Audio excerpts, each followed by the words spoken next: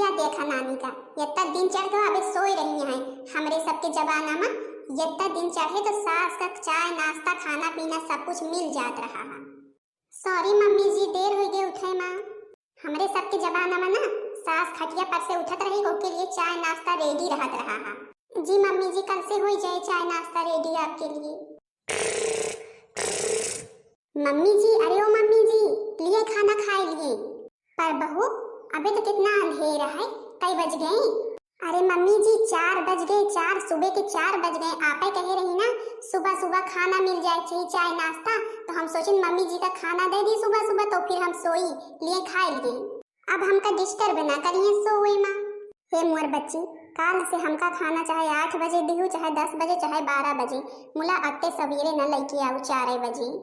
ठीक है सासू मम्मी यही इतना बहू से तो भगवान बचावे।